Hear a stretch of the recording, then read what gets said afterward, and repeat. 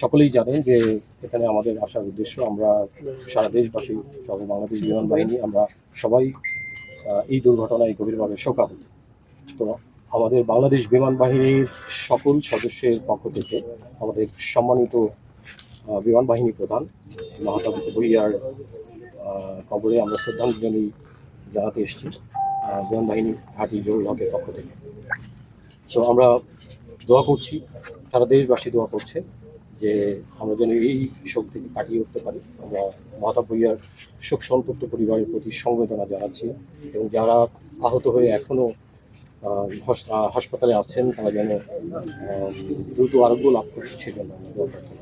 তদন্তের বিষয়টি প্রক্রিয়াধীন রয়েছে এবং এটা তদন্ত শেষেই এই বিষয়টি জানা যাবে।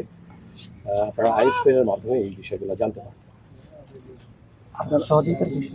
সহযোগিতার বিষয়টি এটা বিমান বাহিনী এবং সরকারের পক্ষ থেকে একটা প্রক্রিয়া আছে, এটাও সময় মতো আপনাদের সামনে উপস্থাপন করা হবে।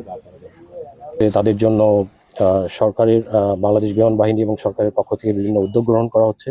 এই উদ্যোগগুলো আপনারা অলরেডি এটা কিন্তু কার্যক্রম চলমান আছে, বিভিন্ন ধরনের সহযোগিতা করা হচ্ছে। এই উদ্ধার কার্যক্রম থেকে শুরু করে সব ধরনের কার্যক্রম কিন্তু পরিচালনা করা হচ্ছে। চিকিৎসা এবং অন্যান্য যে কার্যক্রমগুলো সেগুলো কিন্তু পরিচালনা করা হচ্ছে।